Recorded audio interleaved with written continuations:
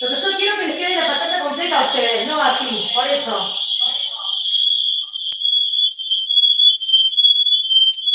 Bueno, no importa.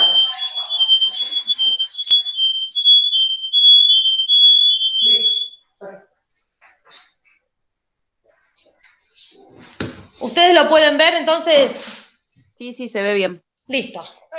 Si no, vamos a estar 2 horas haciendo esto. No importa. Igual, chicos, esto es como, se los hago rápido porque estas clases que le dimos para Medicina B, ¿sí? Así que más o menos, ¿ustedes la leyeron? ¿No tienen una idea? Sí, sí, cuando rendimos, obvio. Bien, bueno, esto es un repasito como para que tengan una idea. Bueno, la pleura obviamente son 2 pleuras, parietal y visceral. Las células que van a formar parte de la pleura son las células mesoteliales. ¿Ahí pasó? Sí, pasó. Sí, pasó. Genial. Bueno, dentro de de las pleuras hay un espacio, ¿sí? Este espacio, que está limitado por las 2 pleuras, tiene muy poquita cantidad de líquido, entre 1 y 5 mililitros. Y lo que hace cuando este líquido, este espacio se abre, se llene de de aire, de líquido, de sólido, lo que sea, se transforma en un espacio real. Hace ser un espacio virtual, ¿sí? Entonces, este síndrome de ocupación pleural es cuando esta cavidad pleural, que era virtual, se va a ocupar de líquido, de aire sólido y se transforma en un espacio real. El más frecuente de todos es por líquido. Generalmente este líquido lo que hace es actuar como un lubricante y es el que permite que se transmitan las fuerzas de la respiración entre el pulmón y la pared. Esto es la composición normal del líquido, ¿sí? No es algo para que se lo tengan que estar acordando mucho, porque habitualmente vamos a tener que usar otros parámetros. ¿Cómo podemos clasificarlos? Bueno, si se ocupa líquido, gas o sólido. Si es líquido, puede ser un derrame pleural, si es serofibrinoso, si es un pus o es purulento, puede ser un empiema, si es sangre, un hemotórax. Si es linfa, es un quilotórax. Si es gas, se llama neumotórax, y si es sólido, generalmente son por alguna patología tumoral, que puede ser benigna o maligna, generalmente van a ser primarias de pulmón o metastásicas. Bueno, entonces, cuando hay líquido en el pulmón, se llama derrame pleural y es porque hay un aumento de este líquido que hay en este espacio pleural, que puede ser porque hay un aumento en la producción o porque hay una disminución en la absorción. Bueno, generalmente hay en cuestiones fisiológicas normalmente entre 10 a 20 mililitros. Cuando superamos estos es cuando aparece el derrame pleural. Este movimiento que hay entre las 2 hojas va a estar determinado por una presión hidrostática, por el drenaje linfático y por el estado que tiene la superficie de estas membranas pleurales. Cuando va a alterarse alguno de estos factores, es lo que pasa y se acumula líquido en el espacio pleural. A ver si lo... ¿Ahí lo ven completo? Chicas, ¿sí? ¿Se ve completo? Mejor. Sí, sí. Bueno, ¿cuáles serían los mecanismos? Uno podría ser, como dije recién, aumento de la presión hidrostática, otro es porque disminuye la presión oncótica, una disminución en la presión en el espacio pleural, aumenta la permeabilidad o se bloquea el drenaje linfático. ¿Cuáles son los factores que van a aumentar esta producción de líquido pleural? Uno sería este aumento del gradiente de la presión hidrostática intravascular y el espacio pleural. Generalmente lo que hay es un aumento en las presiones capilares en la circulación pulmonar. Es el más frecuente, es la insuficiencia cardíaca congestiva. Después, porque disminuye la presión oncótica. Entonces, generalmente son aquellos pacientes que están disminuida la albúmina, son hipoproteinémicos, ¿sí? No son grandes derrames pleurales, pero es frecuente en los síndromes nefróticos. Y el otro, hay un aumento en la permeabilidad de los capilares de la pleura. Pasa cuando hay procesos inflamatorios. Acá tenemos las citoquinas inflamatorias que hacen que aumente esta permeabilidad en los vasos y se genera el pasaje del líquido. Y otro es, cuando disminuye la absorción, es porque hay una obstrucción, ¿sí? Generalmente puede ser por un ganglio, en el mediastino, ¿sí? Y estos son aquellos derrames que persisten en el tiempo. Uno los drena, vuelven a aparecer, ¿sí? Eso generalmente por una obstrucción a nivel de la absorción. Los síntomas, obviamente fiebre, disnea, dolor, que es un dolor pleurítico, y tos. Doctora, ¿Sí? disculpe, no están pasando las diapos. No pasan, listo. No, Pará. quedó en la Ahora, 8. ¿ahí pasaron? Sí, ahí sí, dice Listo, signos. dejamos como estaba antes. Para que vuelvo a esta. Ahí está. Ahí está. Como les decía, los síntomas serían fiebre, disnea, el dolor pleurítico y la tos. ¿Sí? En cuanto a los signos, ustedes no vieron nada de semio, ¿verdad? No hicieron prácticos. No, no hicimos. Bueno, después les cuento. Después les cuento cómo vamos a hacer. Lo que va a haber es una disminución o no se van a escuchar una abolición de las membranas de las vibraciones vocales. Está abolido el murmullo vesicular. A veces podemos encontrar unos crepitantes o un soplo expiratorio en la parte superior del derrame. Vamos a encontrar matidez, ¿sí? En el derrame y matidez en la columna también, que esto es lo que nos va a diferenciar en cuanto a una neumonía. La columna va a ser sonora a la neumonía y mate en el derrame pleural.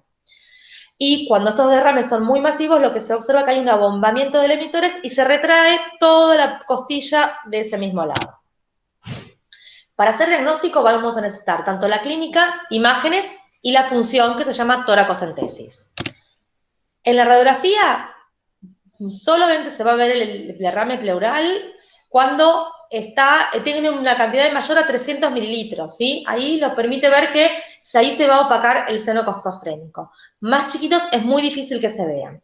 Nos permite ver eso, la radiografía también nos permite ver si está libre o está tabicado. Para eso necesitamos hacer una placa de perfil y vamos a ver si está libre o no. Y vamos a ver que este líquido, lo que no nos va a permitir ver es cómo está el pulmón por debajo.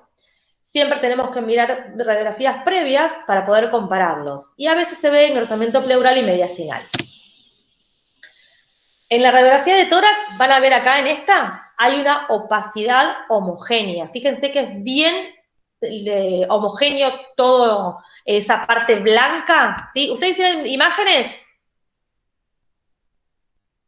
¿Cómo, profe? ¿Hicieron imágenes? Sí, sí. Bueno, entonces, ven que esa opacidad está homogénea y se borran los senos contofrénicos y los cardiofrénicos. Como es mucho, es muy abundante, lo que pasa es que se va a desplazar ese mediastino y está la línea de Damoiseau-Ellis, que es la parte de la línea que está cóncava en la parte superior, se llama línea de Damoiseau-Ellis. Acá lo mismo, ¿sí? Ven que es una opacidad homogénea y donde está marcada la flechita, esa es la línea. Bueno, acá es un derrame muy chiquito, es en el emitor izquierdo. Supongo yo que debe ser de una insuficiencia cardíaca, no tengo idea, pero supongo yo, porque es muy pequeño. Lo otro que nos permite hacer diagnóstico por imágenes es una ecografía. En las ecografías vamos a ver derrames mucho más chiquititos, de hasta 5 mililitros. ¿Para qué lo usamos? Perdón, chicas. ¿Para qué lo usamos? Es cuando es dudoso la imagen o pensando que va a estar tabicada. Y nos sirve a veces para guiar punciones. Una tomografía, bueno, también la podemos pedir. Vamos a ver que es mucho más sensible y específica que tanto la radiografía y la ecografía, pero a veces es más difícil poder pedirla porque no tenemos la posibilidad. Nos permite ver aquellos derrames que van a estar tabicados y hacer diagnósticos diferenciales y a veces nos permite ver por dónde entramos para poder colocar o un tubo de drenaje o una punción. Esta en tomografía, la parte derecha de ustedes, ¿sí? Que es izquierda del paciente, se va a ver, ven que hay dos densidades. Está el pulmón colapsado, hay una densidad ahí que es mucho más clarita y de la parte de abajo es mucho más oscura. Eso es todo el líquido pleural.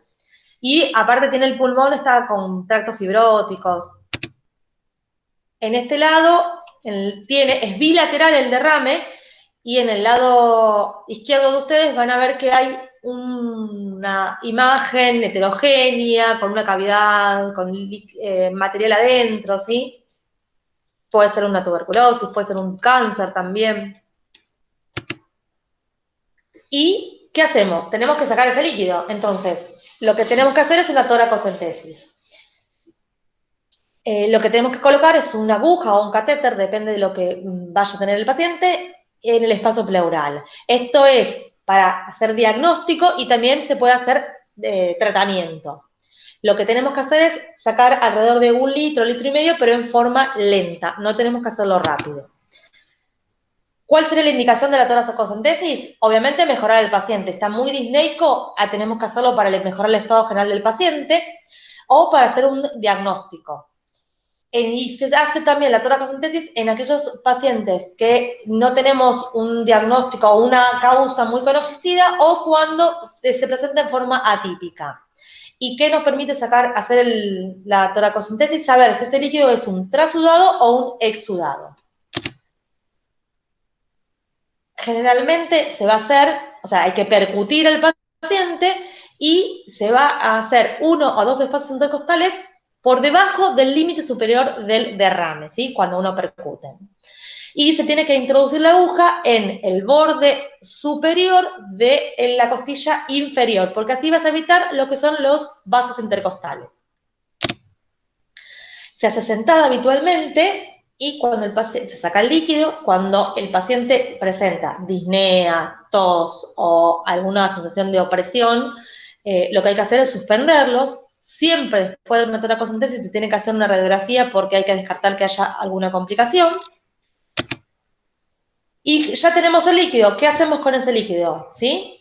Tenemos que mandarlo a hacer un estudio físico-químico. Lo tenemos que mandar a bacteriología para ver qué gérmenes tiene y un citológico para ver si tiene qué células vamos a encontrar.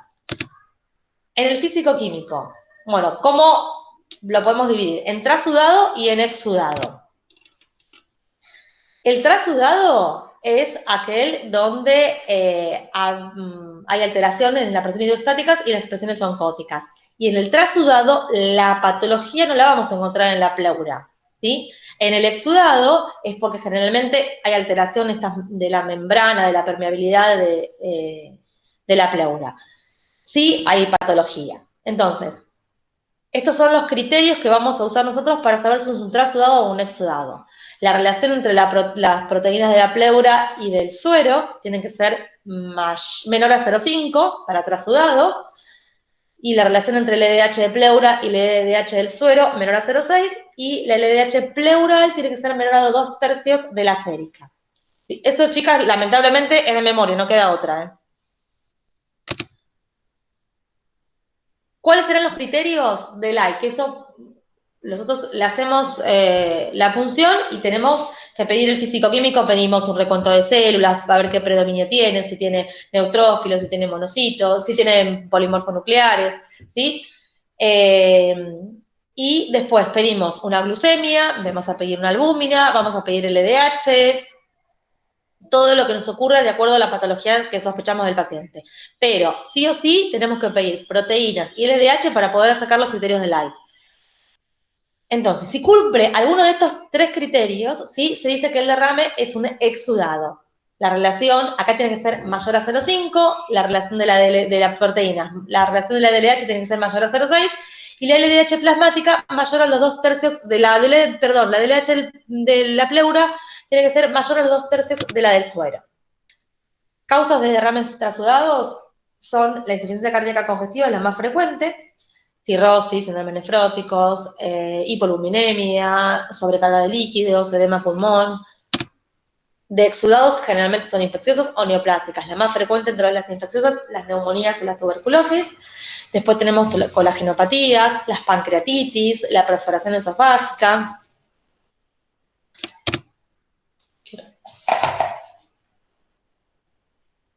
Bien. ¿Qué es lo que también podemos llegar a pedir en el líquido? Acá siempre de acuerdo a la patología que tiene el paciente. Se puede pedir colesteroles, se puede pedir amilasa, si sospechas de una pancreatitis, se puede pedir amilasa. Sí, es muy importante que para aquel paciente que sospecha de una tuberculosis pedir ADA, ¿sí? El ADA generalmente nos hace el diagnóstico de tuberculosis cuando es mayor a 70 unidades internacionales. Pensamos en una colagenopatía, podemos pedir un fibrosis, un factor dermatoideo, un ANA, células LED, el complemento, ¿sí? Si pensamos que hay una ruptura de esófago, del conducto esofágico, en una triglicéridos, eso de acuerdo a lo que tenga la patología del paciente. Generalmente, dentro de las células, los polimorfos nucleares los vamos a encontrar en procesos agudos, generalmente en neumonías, y los mononucleares en procesos crónicos, como la tuberculosis, las neoplasias. Como les dije, también le tenemos que mandar un bacteriológico. ¿Para qué? Para ver gérmenes comunes, micobacterias tuberculosas. Y a su vez tenemos que mandar a anatomía patológica, si es que hacemos una biopsia de pleura, para descartar alguna neoplasia o tuberculosis también, y para medir, para hacer un citológico, para ver las células que encontramos. ¿Cuándo no hacemos una toracocentesis? Cuando tiene trastornos hemorragíparos el paciente, cuando está hipoxémico, cuando está inestable hemodinámicamente, o cuando tiene una tos incoercible. Esto no importa, chicas. Acá lo que les explicaba antes, ¿sí? El ADA, la amilasa por una pancreatitis, o cuando hay un hematocrito al menos del 50% de sangre, tenemos que pensar en un hemotórax o no en la neoplasia. El hemotórax lo vamos a dividir en 3, que es otra de las líquidos que podemos encontrar, la sangre. En grado 1, grado 2 o grado 3. Acá el tratamiento es solamente un tubo, no hay otra forma. El neumotórax es cuando tenemos gas adentro del espacio, o sea, el aire dentro del espacio pleural, que puede ser porque se perfora la pleura visceral o la parietal. Puede ser la clasificación en traumático, por algún traumatismo tanto abierto como cerrado. Generalmente las maniobras que hacemos nosotros, que son iatrogénicas, también pueden causar neumotórax. O el hipertensivo, que es una patología muy grave, que aparece en forma abrupta, y es por un mecanismo valvular, ¿sí? Lo que va a hacer que entre el aire, se colapse y les va a desplazar todo el mediastino. Acá hay que colocar un catéter para poder drenarlo y vamos a ver que expande enseguida. Puede ser espontáneo, y a su vez el espontáneo, o sea que no tiene ningún traumatismo, puede ser primario o secundario.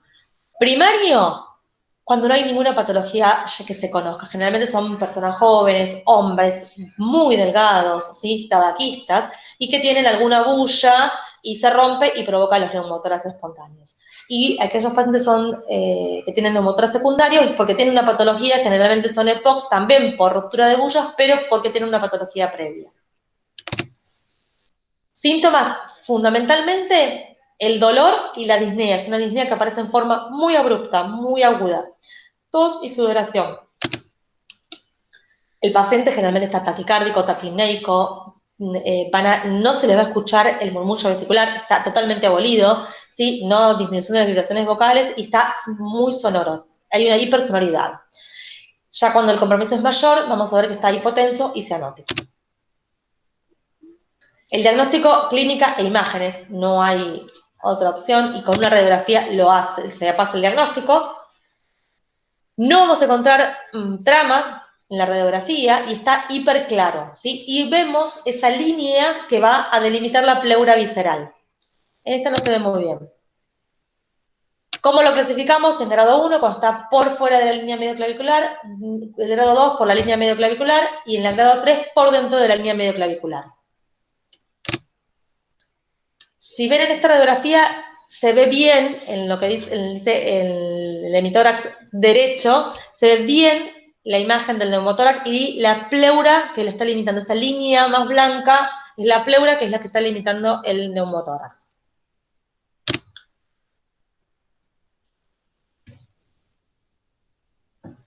En esta se ve muy bien, ¿sí? También en el hemitórax derecho, la hiperclaridad y la línea.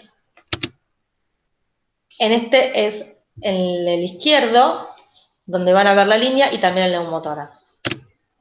Y acá arriba es uno muy chiquitito, que es grado 1, donde las flechitas van a marcar la línea y en ese no se hace nada, absolutamente nada.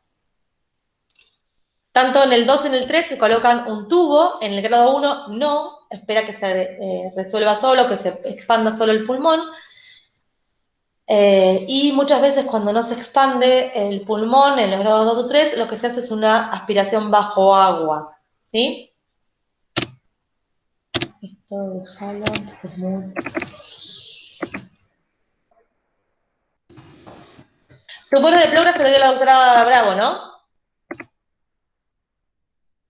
Bien.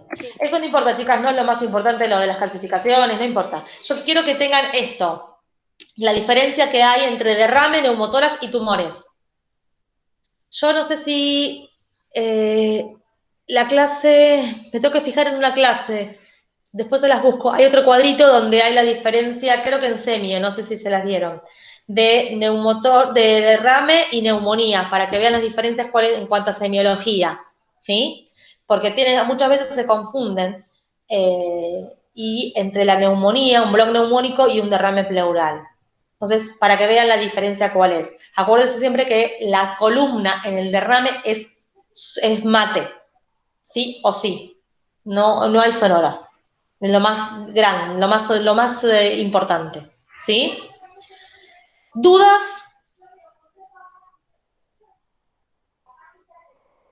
No, no. Ninguna.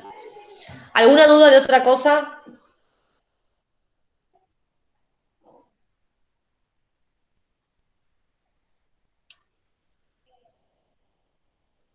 Chicas, ¿me escuchan? Perdón, profe, sí, estaba con pacientes. ¿Estás trabajando? Sí, estoy en trabajo. Bueno, vamos a hacerlo rápido así. Paciente, a ¿Cómo? veces no puedo. Que entre paciente y paciente a veces no puedo responder. No, no te preocupes. Lo termino rápido, así vas a trabajar tranquila. No, tranqui, igual, no se preocupe, que yo escucho bien. No, no hay drama. Igual ya es tardísimo para ustedes, chicos. No, más o menos que quede claro cómo es un derrame, es lo más importante que tienen que saber y los criterios de Light, por qué le piden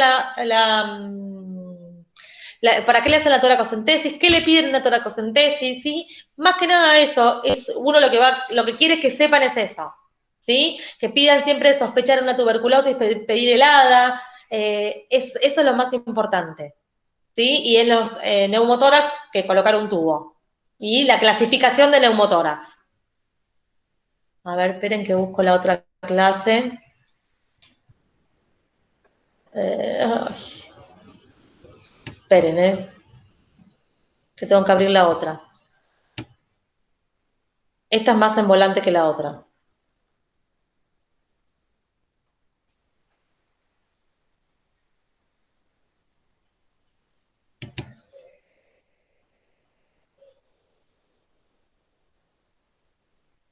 Se las hago también rapidita. Cualquier cosa que no entiendan me paran, ¿eh? Yo no tengo problema. Lo que pasa es que no las veo yo a ustedes, así que no veo nada. ¿Ve qué pasa la imagen? Sí, pasa. Bueno, esto es anatomía. El mediastino, que es el mediastino, es un espacio que está en la región media del tórax. ¿Cómo está limitado? Por delante el esternón, por detrás la columna, por arriba está el opérculo torácico, por debajo el diafragma y los laterales las pleuras. ¿Sí? ¿Cómo se va a dividir? Anterior, medio y posterior. Esta es una clasificación, ¿eh? Después se acuerdan que se divide también en 9. Nosotros usamos esta, anterior, medio y posterior, por una cuestión de practicidad. Anterior es todo lo que está por delante del corazón, todo lo prevascular, ¿sí? Está también el timo y todo lo que son vasos, acuérdense de eso. Medio es lo vascular, corazón, pericardio, arterias, bronquios, ¿sí? El ilio, tráquea. Y posterior, todo lo que está detrás del pericardio, ¿sí? Esófago, aorta descendente, ácidos, conductos torácicos, ¿sí? Para darse una idea de más o menos qué van a encontrar ahí. Bueno, esto es de la radiografía, es más de radiografía que otra cosa. Los bordes, los que van a encontrar, el borde derecho, el tronco percocefálico, vena cava superior, auricular derecha, vena cava inferior. Y en el izquierdo, subclavia, botón aórtico, pulmonar, arteria pulmonar, aurícula izquierda y ventrículo izquierdo. Que es lo que está acá marcado en esta radiografía, ¿sí? Con los nombrecitos como para que tengan una idea de qué es lo que están viendo. Esta es de la parte de perfil. Esto también es de anatomía, cómo está formado, qué son los cilios, que es la unión que tiene el pulmón con el mediastino, cómo está formado el derecho, el hilio derecho, vena pulmonar, arteria pulmonar y después los bronquios. Y lo mismo que el izquierdo, arteria, bronquio y la vena. ¿Sí? Uno tiene forma de media luna, el derecho, y el izquierdo tiene una forma de coma que está un poquito más arriba que el derecho. El mediastino se puede ensanchar. Generalmente en los niños va a estar más ancho, más ensanchado que lo normal, porque se va a encontrar el timo. Hasta los 14 años más o menos van a encontrar el timo. Generalmente se pueden encontrar adenopatías. Por radiografía no vas a ver adenopatías, sino lo que vas a ver es que está ensanchado. Para ver adenopatías tenemos que ver una tomografía. Puede haber tumores, hernias hiatales, alteraciones vasculares, generalmente aneurismas se van a encontrar. Puede haber infecciones como los aneurismas micóticos o dilataciones por los ensanchamientos del mediastino. Los síndromes mediastínicos, ¿qué son? Bueno, son síndromes que se producen por la compresión de distintas estructuras que se van a encontrar en el mediastino. Generalmente son secundarias a tumores, ¿sí? A veces no hay tumores, pero generalmente son tumores. Hay un síndrome que es el síndrome de vena cava superior, que es de lo que es mediastino superior, que se produce por la obstrucción de la vena cava superior, por alguna compresión extrínseca, puede ser porque haya un trombo dentro de la vena cava o porque una afección de algún tumor. Generalmente es el 95% por procesos tumorales. El más frecuente de todos es el Bacell, el de células, cáncer de pulmón de células pequeñas, puede ser linfomas o metástasis de cáncer no pulmonares. ¿Cuáles son los signos que vamos a encontrar y los síntomas en el síndrome de vena cava superior? En cuanto a síntomas, disnea. El paciente está muy disneico, vamos a ver que hay tos, cefalea y dolor torácico. Y en cuanto a los síntomas, el paciente viene con edema en la cara, en el cuello, y todo lo que es hemitórax superior. Se llama edema en esclavina eso. Cianosis, plétora, que es con la cara colorada del paciente, ¿sí? Taquipneico, y a veces aparecen telangiectasias en cuello y en tórax, que esto es secundario a la circulación colateral. Es muy característico. Yo no tengo acá foto, pero si consigo algunas se las muestro y es muy característica. Bueno, el diagnóstico lo vamos a hacer por clínica del paciente, que es una urgencia, y por radiografía, donde vemos que el paciente tiene aumentado, está ensanchado este mediastino, muchas veces encontramos masas a nivel del ilio, tumores en el pulmón o adenopatías a nivel del ilio. Se hace una tomografía donde ahí se va a encontrar dónde está la obstrucción y qué es lo que lo va a provocar. Se le puede pedir una citología de esputo, una fibrobroncoscopía, una biopsia en caso de ser un ganglio que esté provocando esto, o una punción guiada por tomografía, una mediastinoscopía para hacer el diagnóstico o una toracotomía.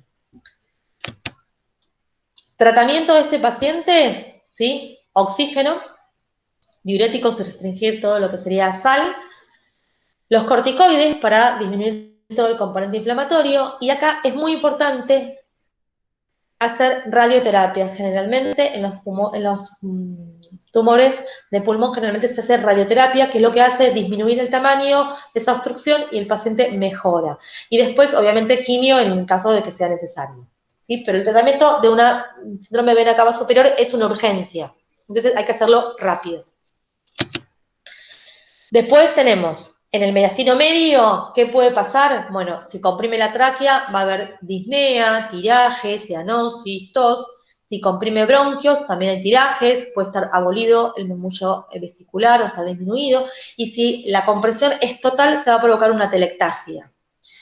Si afecta a los recurrentes, puede ser parálisis de las cuerdas vocales, la tos bitonal, la voz bitonal y tos. Si compromete el frénico, hay una hemiparesia del diafragma, dolor, hipo le puede provocar, y si compromete el vago, tos tipo coqueluche, puede haber parecidos a cuadros de asma, ¿sí? Disfagia, bradicardia, vómitos. Y si afecta el mediastino inferior, va a comprimir la vena cava inferior, ¿sí? Provoca ascitis, hepatomegalia, edema en miembros inferiores, esplenomegalia y circulación colateral. Como si esto parece, ustedes se dan cuenta, parecía como si fuese un síndrome ascítico edematoso, ¿sí? Pero esto es por compresión en el mediastino inferior. Y puede provocar también, hay un síndrome mediastínico posterior, que es porque compresión del esófago, entonces hay disfagia que puede empezar en forma lenta y después ya es permanente y progresiva. Y Si compromete el simpático, lo que provoca es una midriasis, aumento de la hendidura palpebral y exoftalmos, que es el síndrome de Purfur de Petit, y el otro, que es el de Claude-Bernard-Hornet, donde hay una parálisis del simpático, donde hay miosis, disminución de la hendidura palpebral y en oftalmos, todo lo contrario, ¿sí? Y si compromete el conducto torácico, hay un derrame pleural quiloso. Las mediastinitis. Bueno, las mediastinitis serían inflamación del mediastino, que pueden ser agudas o crónicas. ¿Cómo llega el germen? Por contigüidad, por focos que están infecciosos alrededor, por vía hemática o por contaminación por maniobras instrumentales que uno esté haciendo. ¿Cómo las dividimos? En agudas y crónicas. La aguda, las causas más frecuentes sería perforación esofágica, complicación de alguna cirugía cardiotorácica, una infección orofaringea, traumatismos torácicos penetrantes y neoplasias. Clínica, dolor, ¿sí? Fundamentalmente un dolor muy intenso y en forma brusca, fiebre y muchas veces hay inestabilidad a nivel del esternón. Generalmente el paciente está séptico, ¿sí? Está con taquicardia, taquipnea, inestable hemodinámicamente muchas veces, está con fiebre, ¿sí? Y se puede encontrar el enfisema subcutáneo cuando hay perforación del esófago. El diagnóstico, hay que hacer, si el paciente tiene vómitos, dolor torácico, enfisema, pensemos que haya hecho una prueba endoscópica.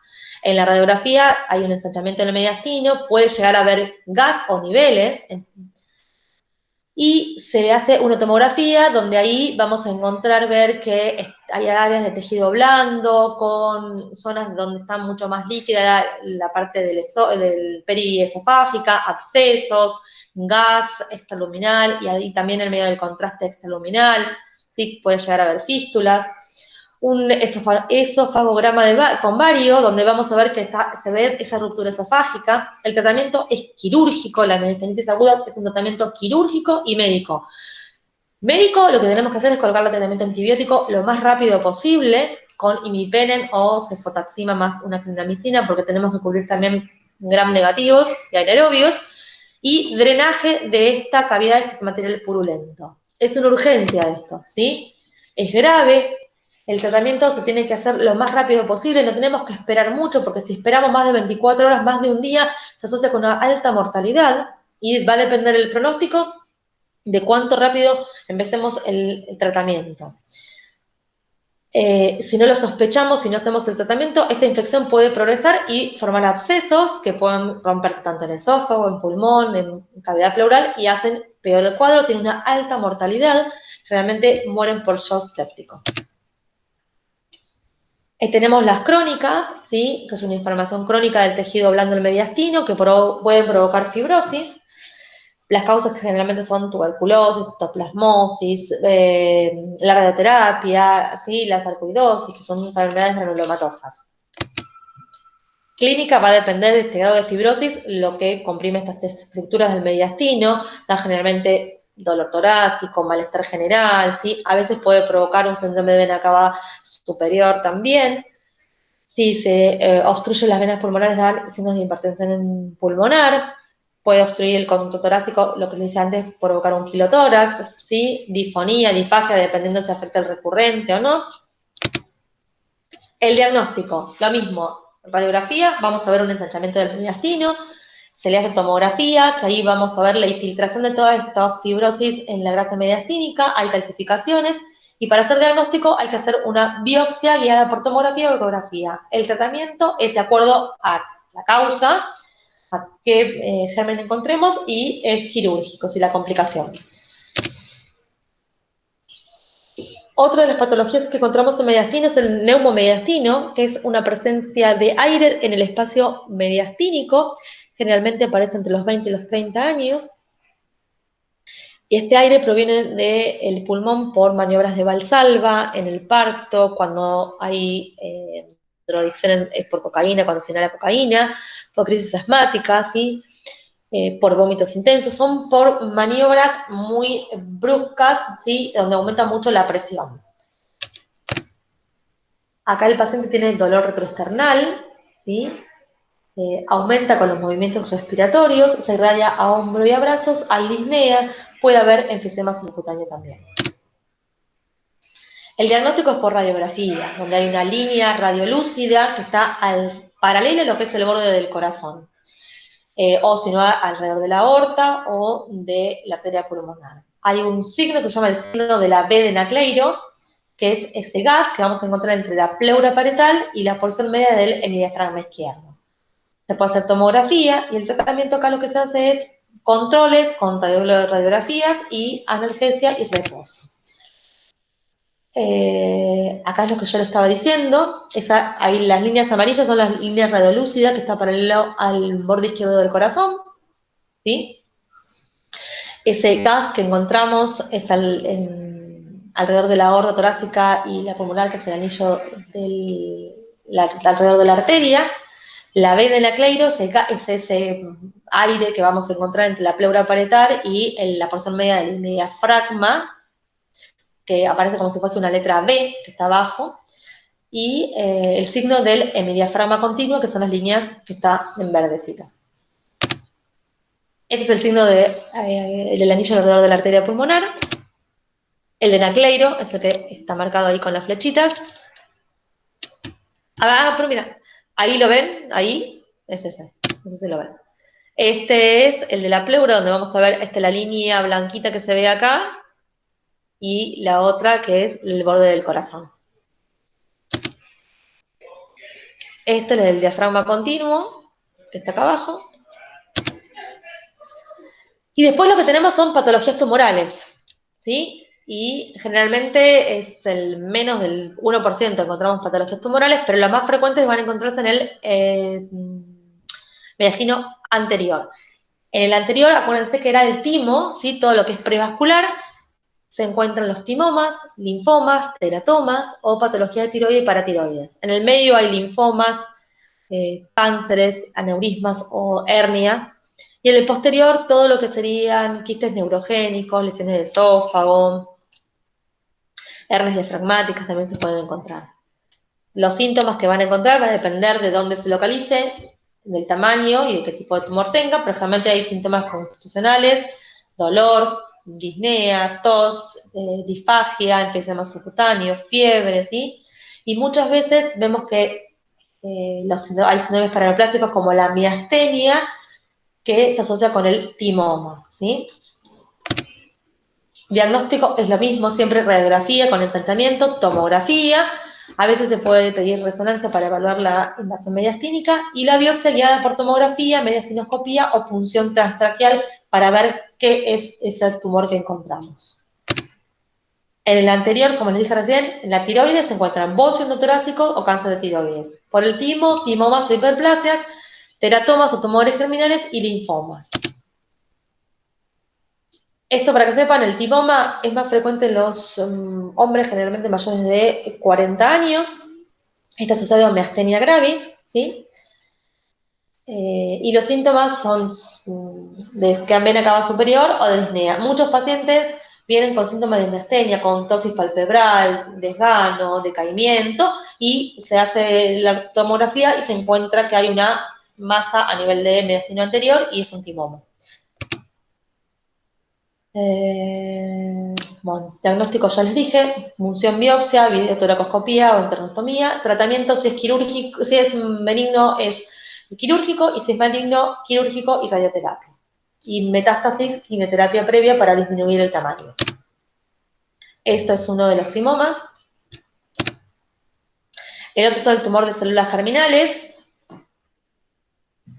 que encontramos en el mediastino anterior, del 10 al 15%. El más frecuente son los teratomas, que es benigno, y vamos a ver que es en aquellos tumores que habitualmente los conocen como que se encuentran pelos, hay restos de material, dice que hay huesos y todas esas cosas. Generalmente son en jóvenes, son asintomáticos, tienen calcificaciones, los marcadores tumorales son negativos y lo que se hace es cirugía, se saca y ya. El seminoma, ¿sí? Acá generalmente son hombres, generalmente no, es en hombres, no queda otra, en 30 a 40 años. Se hace por radiografía, tomografía, es lo mismo, punción. Acá lo que se le pide son los marcadores tumorales, que son la alfa-fetoproteína, el antígeno carcinoma la LDH y la HCG, y el tratamiento es quimioterapia. Y responden bastante bien los seminomas. Los de tiroides, el albocio o el cáncer, frecuente en mayores de 40 años, hay compresión de tráquea, esófago. Acá, para hacer diagnóstico, lo que se utiliza es el centellograma, pruebas tiroideas y se hace punción biopsia. Si no comprime, es tratamiento médico, y si es compresivo, se hace cirugía. El linfoma, ¿sí? Es el 10 al 20% de las neoplasias mediastínicas. Generalmente es el Hodgkin en personas jóvenes. Tiene síntomas generales como fiebre, prurito, pérdida de peso, adenomegalias, hepatoesplenomegalia. Ahí sí vamos a encontrar ganglios en la radiografía. Es bilateral, no de un solo lado. El diagnóstico es por punción. Se puede hacer una mediastinoscopía y el tratamiento depende de qué estadio tenga el tumor, se va a hacer. Si es un 1A, un 2B radioterapia, 2B o 3 y 4 quimioterapia, esto igual no importa, ¿sí? No tienen que saberlo porque nadie le va a preguntar esto. El no Hodgkin es el más frecuente de las células B. Es un tratamiento donde es un tumor, de rápido crecimiento, que invade el mediastino, va a dar síndrome de la cava superior, y acá hace quimioterapia, radioterapia o las dos, dependiendo de la extensión que tenga. En el mediastino medio hay quistos oncológicos de pericardio, enterogénicos, linfoma Hodgkin o no Hodgkin y las hernias diafragmáticas. Estos son los broncogénicos, son subcarinales, paratraqueales. En general, a esas cirugías se complican, si no, nada, no se hace nada. Sí, lo más frecuente de todo son las hernias diafragmáticas. Sí, vamos a ver que todo lo que sería el estómago, todo lo que es la estructura abdominal, va a través del hiato esofágico ir hacia la cavidad del tórax. ¿Sí? Hay una masa retrocardíaca, encontramos las hernias de Morgagni, que en el ángulo cortioférico derecho, y las de Bordalech, que son hacia el mediastino posterior. Se ven más en una radiografía de perfil. El diagnóstico generalmente es por tomografía, y este tratamiento quirúrgico sí es sintomático, si no, no se hace absolutamente nada. Y en el posterior encontramos tumores neurogénicos, quistes enterogénicos, tumores esofágicos, aneurismas de aorta o linfomas.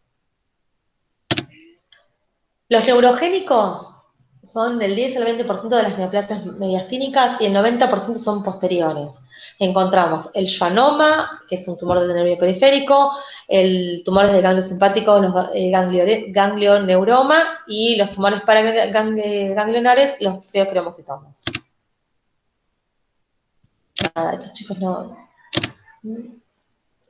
Y sepan que el más frecuente en los niños es el del ganglio simpático, ¿sí? Generalmente son el asintomático es el 50%, y si no puede dar tos, disnea, compresión con trastornos motores. El tratamiento acá sí o sí es quirúrgico. Esto es una imagen nada más. Espérenme un minuto, chicas. Corto acá y me conecto de mi teléfono, ¿sí? Bueno. Porque si no, no las veo.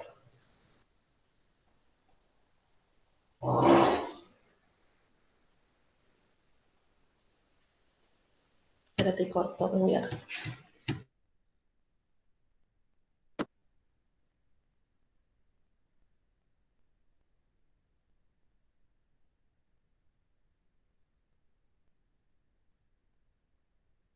Con el teléfono. Chicas. Se la escucha cortada. A ver, espérate porque no sé si tengo señal. A ver, espera. ¿Ahora? Ahí se escucha. Sí, se escucha mejor. Ahora, ahora no se escucha. No escuché, perdonen. Ah, no, que no la escuchamos. Ahora sí te escuchamos. ¿Ahora sí? Bien. ¿Alguna duda? Por el momento no, yo tendría que volver a ver la clase, porque la verdad que esta última parte de eso sí que no la puedo escuchar bien. Cualquier No cosita, importa. voy a escribir. Cualquier cosa me escriben por WhatsApp, ¿sí? Y no hay ningún problema por eso. Otra cosa, con alguna otra clase, alguna duda? No, por ahora no. Por ahora no. Bien. Está lo mismo, me preguntan, yo no tengo ningún problema, yo el teléfono nunca lo tengo apagado. Por ahí no lo tengo todo el día conmigo, pero nunca lo apago. Así que cualquier duda me conectan, me preguntan, no hay problema. ¿Sí? Eh, Cualquier cosa, el fin de semana, si quieren y alguien tiene dudas o tienen varias dudas, me dicen y nos conectamos, no tengo ningún problema, ¿sí?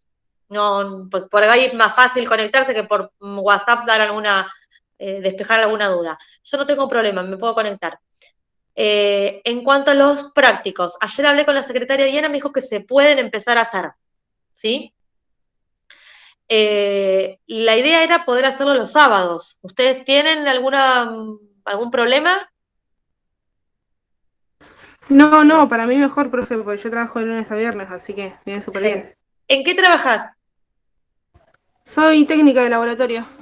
Ok, como vi que seas paciente, por eso te preguntaba. Sí, sí, trabajo en TESEMA, el Centro de Diagnóstico. Bien, perfecto. Sandra, vos me decís que no podés. Bien.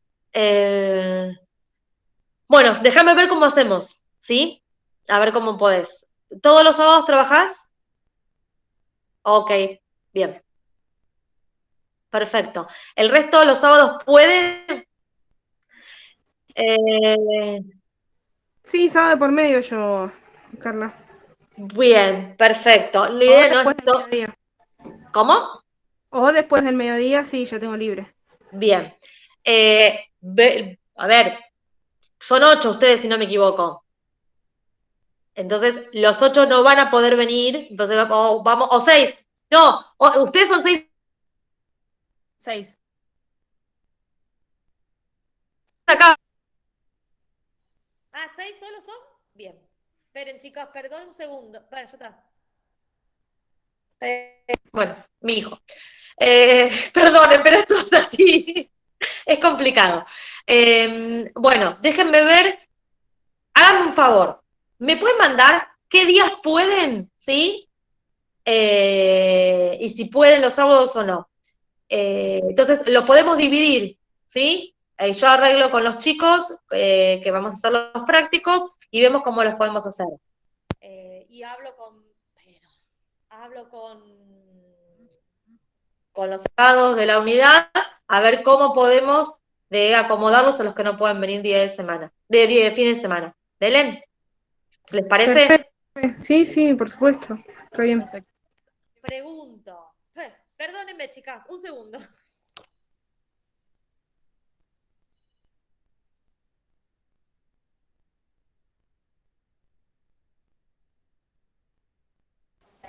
Nos quedamos, ¿no? ¿Qué? Quedamos esperándola, ¿no? Sí, sí, dijo un segundo. Genial.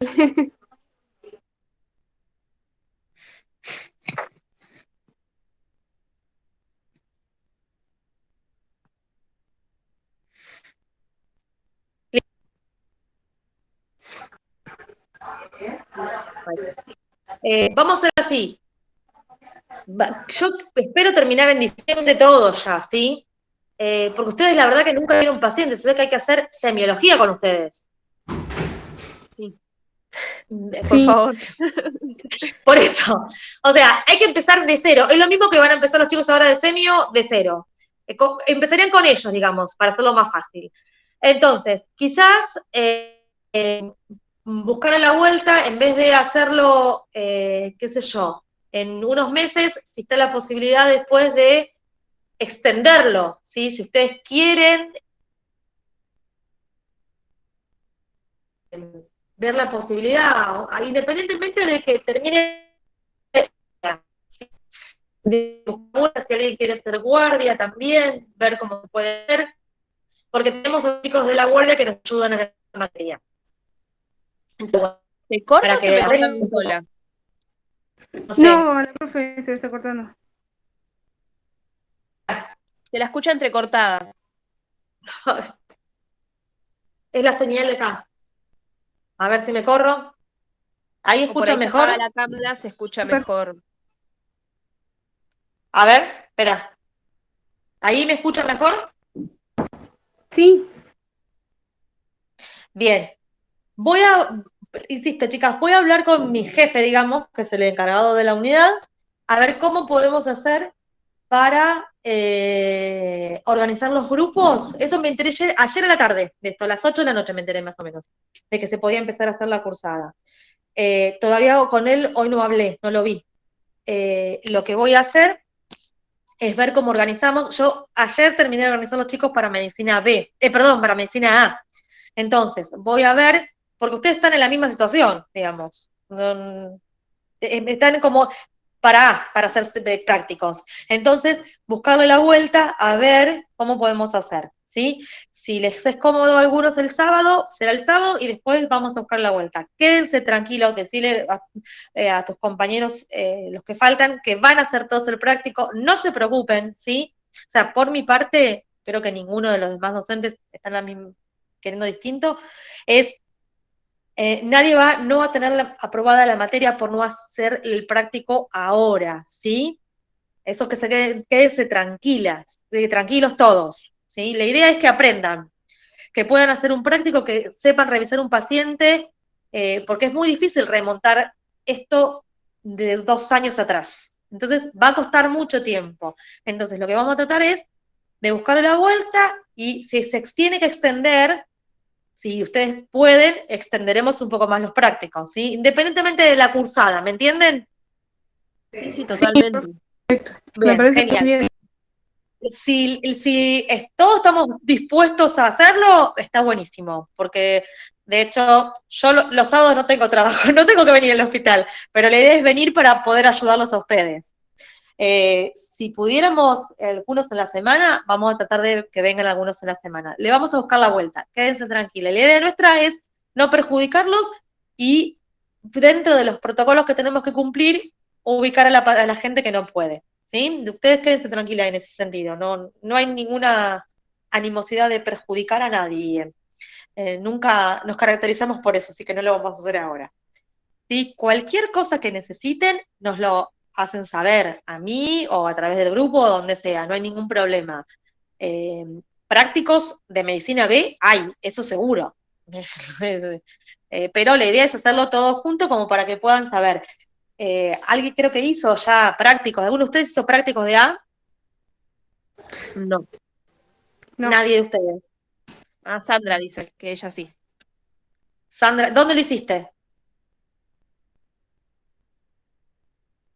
Ah, ok, perfecto. Bien. Pero no prácticos. Bueno, listo, no hay problema. Está, no tenés digamos, la parte práctica hecha como regularidad, eso es lo que no sé cómo se manejan, porque hay que avisar que están hechos, por eso te preguntaba. Pero listo, no te preocupes, lo vamos a solucionar eso. Arreglamos con Diana y con mis compañeros y lo arreglamos, ¿sí? ¿Haríamos entonces prácticas de medicina A y medicina B juntas? Y vamos a tener que hacer así, no queda otra, Perfecto. porque es como, a ver, hacer prácticos de medicina B sin haber visto nunca un paciente, sin haberle puesto un estetoscopio a un paciente en el Imposible. tórax, es difícil. Es no, muy pero difícil, es más integrado. En... tal cual.